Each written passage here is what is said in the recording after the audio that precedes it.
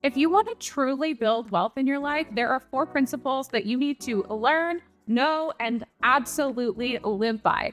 If you do not understand these 4 principles and adopt them, I can almost guarantee that you are going to stay in this lackluster state where you don't attract in the abundance and the wealth and the riches and the happiness that you truly are seeking. So listen up, because these 4 principles are going to tell you the truth about building wealth and help you get worlds apart from other people who are still stuck where you don't want to be. For those of you who are new here, my name is Tessabella, aka Billion Dollar Bella, and I help you make, manage, and multiply your money so that you can step into your rich girl era. And that's exactly what we're doing today as I expose the truth about building wealth.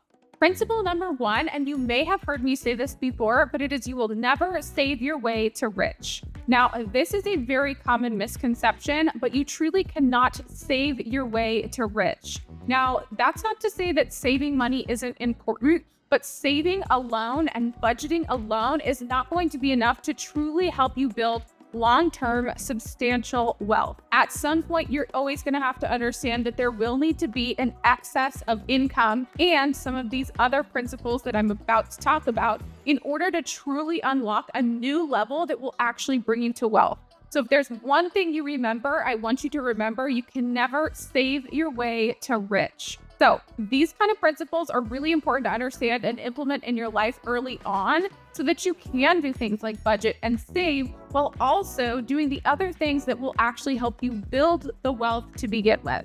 Principle number 2 is that you always need your income to exceed your output by at least 25%. Now, of course, the more we can have it exceed that, the better. But it is super important to set that minimum threshold at a 25% to exceed what you're spending. Now, the really important thing here is that you don't increase your expenses drastically as you increase your income. This happens to so many people. They start making more money and then they simultaneously start spending more money. And at the end of the year, they're left with probably less than they had when they were making less money. And it doesn't seem to make sense, but it's because a lot of times people will increase their expenses and their output simultaneously. So make sure that you always have at least a 25% difference on the amount of income you have coming in to the amount of output that you have going out. Now, the more that you can increase that percentage, the better off you will be, and the more of like a nest egg or investments that you can truly build up. Principle number 3 is that you must invest and you must understand the basics of investing. Now, if you guys want me to do a video explaining all of the must-knows about investing, drop a comment down below and I would be happy to do sort of a crash course 101 on investing, because I know that it can be a little bit overwhelming, sometimes confusing, and definitely intimidating, especially if you've never done it before. There are so many different ways to invest. And so I want to make sure that you understand that the first and most important piece of this is that you start to understand the principles and fundamentals of investment. Now, this doesn't mean that you have to go out and become a stockbroker and a day trader and understand all of these different foreign currencies and all kinds of concepts that seem completely over the moon. I'm just talking about understanding the basics and being able to truly assess your risk tolerance. Now, risk tolerance is going to have a major factor when it comes to how much you can invest, what you're willing to lose, and how much that money can truly multiply. Once you've understood these basics of investing, that's when you can really start to put it into practice. Now, I always encourage people to start from where they are with what they have. So even if you feel like you don't have a ton of excess capital right now, I really encourage you to still spend the time to learn about investing and then to actually put it into practice, even if it's just a couple of dollars a month. The reason is this will not only teach you about it, but it'll also really start to ingrain healthy money practices. A lot of people think, oh, I'll do that once I get rich, once I have the money. But the reality is a lot of times people with that kind of mindset do not treat their riches the way they need to be treated and can lose the money as quickly as they made it. I don't want that to happen to you. So make sure that you follow principle number 3, which is understanding the basics of investment and actually putting them into practice. Again, if you want a video on that, drop a comment comment down below, and let's get into principle number 4.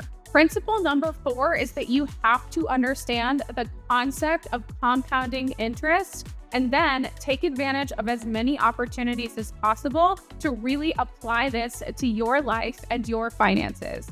If you're not familiar with compound interest, it's very, very simple. It's basically the interest that you can earn on interest. So let me give you a quick example. If you have $100 and you put it into an account that earns 5% each year, that would mean that by the end of the first year, you would have $105. Then by the end of the second year, you would have $110.25 because now you've earned an additional 5% on the interest that was already accrued. And once you understand these kinds of concepts and you can seek out opportunities to put your money to work for you instead of just sitting in an average savings account, wasting away and probably losing value, this is when you can truly start to understand what it means to keep your money in motion, which is a principle that just about every wealthy person follows that you might be missing out on right now. So there you have it. There is the truth about building wealth. 4 simple principles that if you can start to implement these practices into your life,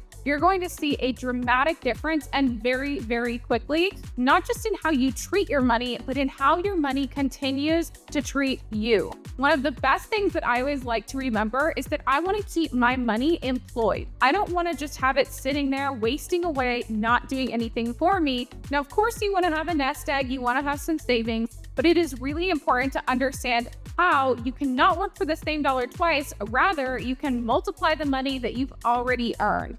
Put these into practice. If you guys have any questions, drop them down below. I would be more than happy to answer any questions or expand on anything. But while you're here, be sure to hit that subscribe button so that you don't miss any of the videos that I put out that help you make, manage, and multiply your money.